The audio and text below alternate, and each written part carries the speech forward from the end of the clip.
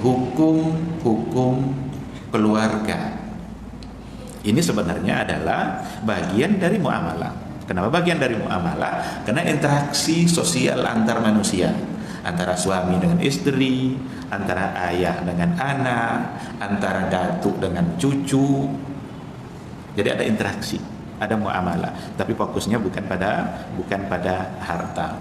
Maka maqasid ahkamil usrah itu artinya adalah kita mencoba untuk mempelajari tujuan-tujuan syariat di balik hukum-hukum keluarga. Apa itu hukum keluarga? Dari segi nama saja saya kira kita sudah bisa memahaminya. Apa yang akan kita pelajari kira-kira ketika dibicarakan atau ketika disebut hukum keluarga. Hukum keluarga itu mulai dari sebelum nikah, diikutkan dengan setelah menikah, dan diakhiri dengan setelah terjadinya perceraian. Itu semua adalah bagian dari hukum keluarga.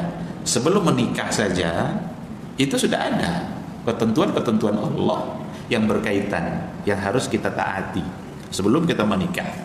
Ada yang namanya khitbah, pinangan, kan belum menikah itu. Khitbah itu belum ada konsekuensi apa-apa. Khitbah itu belum menghalalkan yang haram, karena belum ada akad. Jadi jangan salah paham. Ini baru khitbah saja, tapi sudah berperilaku seolah-olah dia sudah akad. Ini tentu sesuatu yang salah. Nah, agama kita mengatur sampai detail-detail seperti itu. Apa yang harus dilakukan? Nah, nanti ketika khitbah sudah selesai, dan kalau kita bicara hukum, akan ada keterkaitan hukum itu dengan kebiasaan-kebiasaan keseharian yang berkaitan dengan khitbah itu sendiri. Karena banyak hal-hal yang dilakukan oleh orang itu sudah menjadi kebiasaan yang jangan-jangan oleh syariat tidak dibolehkan, walaupun dia sudah menjadi kebiasaan. Contoh apa hukum tukar cincin, saling pasang cincin calon suami calon istri saat khitbah? Kan belum akad itu kan, khitbah belum akad, tapi baru pinangan. Nah, karena dalam proses pinangan ada satu tradisi, yang laki-laki memasangkan cincin ke tangan laki-laki perempuannya, yang perempuan nanti balik membalas memasang cincin ke tangan laki-laki. Bolehkah? Jelas tidak boleh. Kenapa dikatakan tidak boleh? Karena belum halal, belum boleh bersentuhan. Karena khitbah tidak menghalalkan apapun. Khitbah tidak merubah status yang haram menjadi halal, baru berubah nanti kalau sudah akad. Satu saja konsekuensi khitbah itu. Apa? Konsekuensinya adalah bahwa perempuan yang sudah dikhitbah atau yang sedang dikhitbah, dia terlarang untuk dikhitbah oleh laki-laki yang lain. Itu saja. Jadi kalau ada seorang wanita sudah dikhitbah oleh seorang laki-laki tapi belum akad, maka khitbah itu membuat laki-laki lain tidak boleh datang untuk meminangnya. Kenapa? Karena dia sedang berada pada masa berpikir untuk melanjut ke jenjang pernikahan akad yang sebenarnya, maka tidak boleh diganggu pikirannya itu. Jadi sudah diiyakannya seorang laki-laki oleh ayah seorang perempuan. Laki-laki yang sudah diiyakan itu ternyata tidak terlalu banyak hartanya, tidak terlalu mewah hidupnya. Tiba-tiba datang laki-laki lain. Kalau kemarin datangnya cuma pakai Vespanya udah mau rusak-rusak pula di jalan. Sekarang datangnya pakai mobil. Berubah pikiran orang tua. Boleh juga ini yang kedua ini. Tidak boleh, haram. Karena dalam hadis dikatakan seperti itu. La yakhtubu ahadukum khitbata akhi. Tidak boleh seseorang di antara kalian mengkhitbah wanita yang sedang dalam pinangan orang lain. Wala yabi' ba'dukum bai'ata akhi, dan tidak pula boleh menawar barang yang sedang ditawar oleh saudara kita. Kapan baru boleh? Sampai dia tidak jadi membeli atau dia sudah batalkan. Kalau seandainya pinangan itu dibatalkannya, maka barulah boleh yang lain untuk datang meminangnya. Nah, itu proses sebelum akad. Nanti ada masalah-masalah ba'dal akad. Setelah dia menjadi suami istri, apa yang menjadi hak suami, apa yang menjadi hak istri, apa kewajiban suami, apa kewajiban istri, itu semua bagian dari ahkam al-usrah, bagian dari hukum keluarga. Dan bagian akhir dari perbincangan hukum keluarga itu adalah setelah pernikahan itu berakhir. Karena di dalam Islam itu ada yang namanya tolak, cerai, dan agama membolehkan Ternyata kebolehan cerai itu maqasidnya luar biasa. Hebatnya agama Islam ini. Kok dibolehkan cerai? Padahal cerai itu berarti memisahkan dua orang dari kebaikan. Apakah Islam membolehkan hal-hal seperti itu? Ternyata ada hikmahnya, ada maqasidnya, ada ibrah di balik itu. Maka dibolehkanlah apa yang namanya at-talaq. Ketika dua orang suami istri sudah tidak mungkin lagi hidup seatap, tak mungkin lagi hidup serumah. Kalau disatukan juga dia, yang ada hanyalah pertengkaran-pertengkaran, yang ada hanya adalah keributan-keributan. Sekarang kira-kira mana yang lebih baik? Dia dipisahkankah atau tetap disatukan? Tentu yang akan lebih baik adalah dipisahkan. Ketika dia lebih baik untuk dipisahkan, disitulah syariat Islam itu membolehkan. Maka muncullah istilah tolak. Dan bukti dari keadilan Islam bukan hanya satu istilah tolak saja. Ada nanti istilahnya juga khulu. Kalau tolak itu keinginan berpisah, bercerai, itu datang dari laki-laki. Tolak itu di tangan suami. Tapi kalau khulu itu keinginan untuk berpisah diawali oleh istri. Bolehkah? Boleh. Tapi yang menceraikannya tetap adalah suami. Tidak boleh istri menceraikan. Kalaulah boleh istri menceraikan, mungkin setiap hari tak sedikit keluarga yang bercerai. Tapi yang menceraikan tetap suami. Hanya saja keinginan untuk berpisah itu boleh datang dari istri. Ketika haknya tidak diberikan, ketika dia sering dianiaya, ketika kebaikan-kebaikan yang seharusnya dia dapat, sekarang yang dia dapat justru kebalikannya, bolehkah dia minta cerai? Boleh. Itu namanya khulu. Tetapi alasan yang dikemukakan oleh seorang perempuan kalau ingin berpisah dengan suaminya harus alasan yang sejalan dengan syar'i. Kalau tidak, akibatnya fatal. Apa kata Rasul dalam sebuah hadisnya? Ayyuma imra'atin talabat min zawjiha al-firaq, istri manapun, perempuan manapun yang meminta pisah, meminta cerai dari suaminya min ghairi mabas, tanpa ada alasan syar'i yang bisa diterima. Apa kata Rasul? Lam tajid raihatal jannah. Dia tak akan mencium aroma surga. Jadi minta cerai dia, minta pisah dia tanpa alasan syar'i. Ada alasannya tapi tidak syar'i. Apa alasan syar'i itu? Alasan yang sejalan dengan agama, sesuai dengan keinginan Allah dan Rasul. Tapi kalau alasannya duniawi, itu namanya bukan syar'i. Tidak alasan syar'i.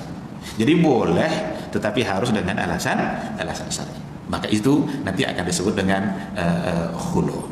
Setelah terjadi perceraian, itu tak sedikit lagi ahkamul usrah yang terkait. Hukum keluarga yang terkait ba'da talaq itu ada. Apa contohnya?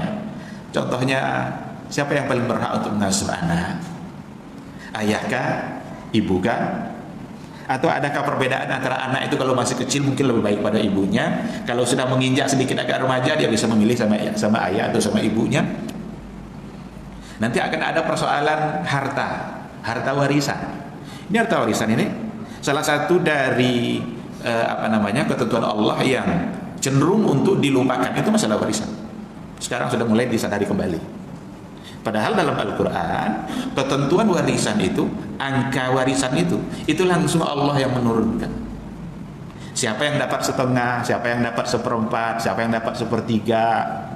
Suami itu kalau dia punya anak cukup seperempat, tapi kalau tidak punya anak boleh dia dapat setengah umpamanya. Istri kalau punya anak itu 1/8, kalau tidak punya bisa mendapat seperempat. Siapa yang mengatur itu? Angka itu dalam Al-Quran langsung Allah yang menentukan. Kenapa langsung Allah yang menentukan? Karena Allah tahu manusia tidak akan bisa adil dalam menentukan itu. Nabi Muhammad pun tidak ikut menentukan itu. Allah yang menentukan. Turun ayatnya, maka disampaikanlah. Sekian dapat sepulaan sekian, perempuan segini, laki-laki segini. Kalau laki-laki perempuan menyatu, anak ada laki ada perempuan, maka untuk bagian laki-laki lebih banyak dari bagian perempuan. Ini bukanlah sesuatu yang harus kita logikakan. Karena banyak orang yang mencoba untuk menganalisa, mencoba mencari-cari alasan kenapa laki-laki itu lebih banyak daripada perempuan bagiannya. Ini Islam tidak adil. Ini Islam diskriminatif. Ini Islam sudah tak menghargai perempuan lagi. Lupa dia kalau seandainya itu datang dari Allah, dan yang datang dari Allah pasti itulah yang baik. Yang datang dari Allah pasti itulah yang lebih adil. Dulu kan karena ini alasan-alasan mereka nih. Mungkin saja dulu kan karena wanita-wanita dulu itu tidak ada yang wanita karir, mereka di rumah saja, sehingga wajar dikasih satu, yang perempuan, yang laki-laki dapat dua. Kalau sekarang kan perempuannya sudah perempuan karir semua. Kalau begitu tidak adil lagi kalau satu banding dua, ini harus sama ini. Mulai analisa-analisa, logika-logika. Padahal kalaulah mereka mau menganalisa secara detail dan mentadaburi ayat Al-Quran benar-benar sesuai dengan kaidahnya, dia akan mendapatkan keadilan yang sebenarnya dari apa yang ditetapkan oleh Allah Subhanahu wa taala. Saya berikan satu gambaran saja. Ketika perempuan dapat satu lalu laki-laki dapat dua, itulah keadilan yang sebenarnya. Kenapa demikian? Seorang laki-laki ketika dia sudah menikah, apakah kewajibannya terhadap orang tuanya gugur? Tidak. Seorang perempuan ketika sudah menikah, ayahnya sudah menyerahkan perempuan itu tanggung jawab hidupnya kepada laki-laki. Maka laki-laki ketika dapat dua, pas itu, satu untuk istrinya, satu untuk orang tuanya. Tapi seorang perempuan ketika mendapatkan jatah warisan satu, itu murni menjadi milik dia. Bahkan suami pun tidak boleh mengambil tanpa izin dia. Jadi di antara harta yang murni milik perempuan, tidak boleh kita utak-atik tuh sebagai suami, adalah di antaranya harta warisan. Yang kedua mahar. Mahar, harta warisan, itu adalah harta yang murni milik suami kita. Tidak boleh dijual. Cincin yang dulu kita kasih jadi mahar itu diam-diam kita jual. Tidak ada uang minggu ini beli beras, diam-diam kita jual. Kita beli beras, tidak boleh sampai ada izin dari dia. Warisan juga seperti itu. Tapi ketika laki-laki yang mendapatkan harta, ternyata kewajiban laki-laki itu tidak hanya pada istrinya, tapi ada pada orang tua. Jangan-jangan dengan dapat satu itu dia lebih banyak itu. Tapi Allah Subhanahu wa taala sudah mengaturnya. Nah, ikhwati fillah, jadi ketika kita berbicara tentang hukum keluarga, itu pembicaraan yang akan sangat luas sekali, dikarenakan oleh memang berbagai permasalahan hukum keluarga itu ada, berkembang, dan wajib untuk kita pahami. Ketika Allah menurunkan hukum-hukum keluarga sebegitu detail, itu ada banyak hikmahnya. Kita belum masuk ke zawajnya, ke pernikahannya, tapi hukum muamalah keluarga secara umum. Ketika Allah menurunkan hukum keluarga seperti hukum pernikahan, hukum nikah itu ketika diturunkan oleh Allah, itu luar biasa hikmahnya. Yang pertama sekali adalah untuk membedakan antara manusia dengan hewan. Untuk membedakan antara manusia dengan hewan, itu salah satunya ada pada hukum pernikahan. Dengan adanya hukum pernikahan, membuat manusia menjadi terhormat, menjadi mulia di sisi Allah Subhanahu wa taala, dan membuat seluruh aktivitasnya itu menjadi ibadah. Jadi ibadah. Kebalikannya, ketika ditinggalkan hukum keluarga, ketika ditinggalkan hukum pernikahan, itu membuat manusia tak ubahnya sama dengan hewan. Disitulah pentingnya akad. Jadi beda antara zina dengan berhubungan suami istri setelah akad. Yang membedakan hanya akad. Maka jangan main-main dengan akad. Akad itulah yang membedakan. Saya terimanya itu, saya terima lalu maharnya segini. Hanya itu bedanya. Nah, konsekuensinya luar biasa. Kalau tanpa akad semua menjadi haram. Kalau dengan akad semua menjadi ibadah. Sahabat terheran-heran ketika Rasulullah Shallallahu Alaihi Wasallam mengatakan bahwa pada saat suami mendatangi istrinya melaksanakan hajatnya dengan istrinya itu, maka itu adalah sedekah dan itu adalah ibadah dan dia mendapatkan pahala. Ada sahabat yang ngomong, "Ya Rasulullah, wahai Rasul, apakah pada saat kami mendatangi istri kami itu akan dapat pahala juga?" Agak heran sahabat itu sedikit. Dapat pahala juga itu ya Rasul. Apa kata Rasul? Bagaimana menurut kamu kalau seandainya hajat itu kamu letakkan pada yang haram?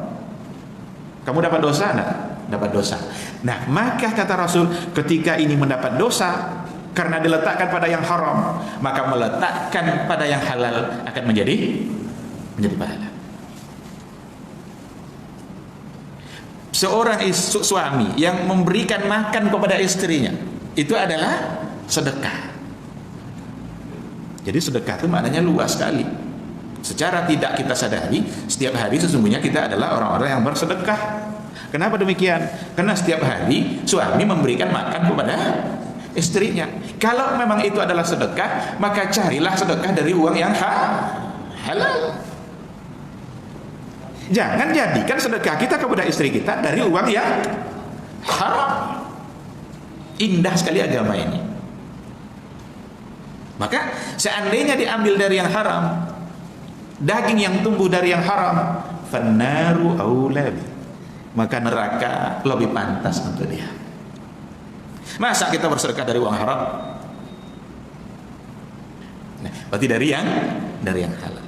Maka keheranan sahabat tadi terjawab oleh Nabi. Jika diletakkan pada yang haram maka ada dosa, maka jika diletakkan pada yang halal akan ada pahala. Oleh karena itu, pertama sekali hukum pernikahan mengangkat martabat kita sebagai manusia agar kita tidak sama dengan hewan. Ayam kalau dia ingin melepaskan syahwatnya, tinggal dia kejar saja. Kalau berhasil, dapat dia. Kalau tidak, ya dia akan kejar yang lain lagi. Nah, adakah manusia yang seperti ayam hari ini? Nah, silakan dijawab. Pokoknya, seandainya dia tinggalkan hukum pernikahan, maka dia sama dengan ayam.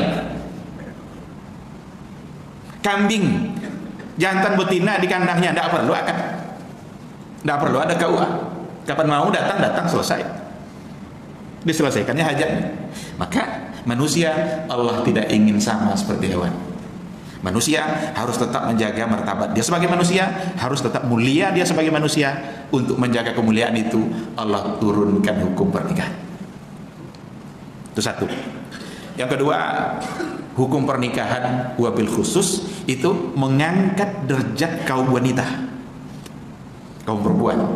Kalau tadi kita secara keseluruhan, umat manusia secara keseluruhan, ada secara khusus bahwa hukum-hukum pernikahan itu mengangkat derajat kaum wanita. Wanita menjadi mulia dengan adanya hukum pernikahan. Dulu kalau kita baca sejarah, itu ada sebuah hadis yang diriwayatkan oleh Imam Al-Bukhari yang menceritakan bahwa pada masa jahiliyah itu ada 4 cara nikah. 4 cara nikah ini 3 salah, hanya 1 yang benar. Yang salah ini dulu menjadi kebiasaan orang-orang jahiliyah. Apa itu? Yang pertama adalah nikahul istibda. Ada istilahnya nikahul istibda. Para ulama hadis mensharahkan nikahul istibda itu adalah ketika ada suami istri ingin memiliki seorang anak mirip dengan seseorang yang terkenal di kampung itu. Mungkin terkenal ketampanannya, lalu dia ingin anaknya seperti si fulan. Apa kata suaminya? Wahai istriku, kamu malam ini tidur sama laki-laki yang tampan itu, mudah-mudahan dapat anak kita nanti mirip dia. Itu nikahul istibda. Pada masa jahiliyah ada itu. Ada lagi namanya nikahur raht. Raht itu artinya adalah jamaah. Nikah seorang wanita menjadi kebiasaan dulu pada masa jahiliyah. Boleh dinikahi oleh laki-laki yang jamaah, yang jumlahnya banyak, yang jamaah jumlahnya banyak, yang kadang-kadang jumlahnya sampai 10. Jadi perempuannya 1, laki-lakinya 10. Nanti kalau seandainya ada anak yang dilahirkan oleh perempuan tadi itu, dia akan panggil semua laki-laki yang berjumlah 10 tadi. Untuk apa dipanggil? Jadi disuruh yang laki-laki tadi kumpul berbaris. Ditengok anak ini mirip sama siapa? Tengok sama si A, enggak mirip, berarti bukan itu ya. Tengok sama si B, agak-agak tapi enggak mirip juga, berarti bukan dia. Pas giliran yang C, mirip. Kata ibu, wahai C, kamulah ayah dari anak ini. Yang C enggak bisa menolak. Ini sudah menjadi tradisi dia. Sudah menjadi itu yang berlaku hukumnya pada masa itu. Yang lain berarti bebas. Ada yang ketiga, nikahul bagaya. Ada pada masa jahiliyah itu satu bentuk warna bendera yang mereka sepakati. Itu diletakkan di depan rumah. Kalau bendera itu ada di depan rumah, berarti di dalamnya ada wanita yang ingin dinikahi. Sama dengan kebiasaan kita kalau kita lewat, lalu ada bendera putih. Apa yang ada di pikiran kita? Berarti ada orang yang meninggal. Nah, pada masa jahiliyah ada bendera, cuma di riwayat itu tidak disebutkan warnanya, warna apa gitu. Kalau bendera itu ada, berarti di dalam ada yang mau dinikahi. Lewatlah yang bujang-bujang itu, ada bendera, ada yang mau nikah, masuk dia, nikah, keluar. Nanti lewat lagi yang lain, nampak bendera, dia ingin juga, masuk dia. Ini benar-benar jahiliyah ini. Inilah jahiliyah itu. Jadi jahiliyah itu sebenarnya bukan karena mereka tidak punya ilmu, orangnya cerdas-cerdas. Mereka tak tahu hak Allah dari diri dia, itu yang jahiliyah. Jadi mereka tidak mengetahui apa yang menjadi hak-hak Allah yang ada pada diri dia. Maka jahiliyah. Hari ini juga akan ada jahiliyah. Ketika ada orang-orang yang tidak mengenali apa yang menjadi kewajiban dia terhadap Allah, dan itu merupakan hak Allah yang ada pada diri dia. Jadi tiga yang pertama itu adalah sesuatu yang menyimpang, dan itu ada pada masa jahiliyah. Yang keempat barulah nikahun nasi al-yaum. Sistem pernikahan manusia hari ini. Bahasa hari ini tentu diucapkan oleh yang meriwayatkan hadis, tapi berlaku untuk kita. Nikahun nasi al-yaum, pernikahan manusia hari ini dengan adanya wali, adanya saksi, kemudian ada akad, ada sirat yang diucapkan, ada mahar yang disebutkan, dan dengan cara yang keempat itulah Nabi Muhammad nikah bersama Khadijah. Rasul nikah sama Khadijah kan belum jadi nabi dia kan, dia belum ada syariat Islam yang diturunkan kepada dia, tetapi Nabi itu terpelihara dari semua bentuk kesalahan, termasuk dari kesalahan dalam pernikahan. Maka cara nikah Nabi dan Khadijah itu adalah cara yang syar'i, itu yang dilanjutkan oleh syariat Islam, itu yang dilanjutkan oleh agama kita. Maka Nabi mengatakan, ana ibnun nikah la ibnus sifah. Ana ibnun nikah, saya ini adalah anak yang dilahirkan dengan sistem pernikahan yang benar, la ibnus sifah, tidak dengan cara yang salah. Kalau kita lihat proses-proses yang ada tadi, itu memang wabil khusus menunjukkan apa yang terjadi pada masa jahiliyah dulu, itu menunjukkan betapa rendahnya kaum wanita di mata mereka. Masa istrinya mau dia suruh-suruh, sekaligus juga sebenarnya dia sebagai laki-laki, tetapi wabil khusus ditekankan kepada perempuan. Apalagi seperti yang pakai bendera-bendera tadi itu, benar-benar merusak marwah martabat kaum wanita. Nah, oleh karena itu turunnya hukum pernikahan, ditetapkan hukum pernikahan oleh Allah itu untuk mengangkat harkat kaum wanita secara khusus dan manusia secara umum. Manusia termasuk adalah laki-laki. Ikhwati fillah, ma'asyiral hadirin wal hadirat rahimani Allahu wa iyyakum. Jadi nampak oleh kita betapa memang kemuliaan itu akan kita dapat, kemuliaan itu akan kita raih ketika kita mentaati hukum-hukum Allah, dan khususnya adalah hukum dalam masalah pernikahan ini, di mana Rasulullah SAW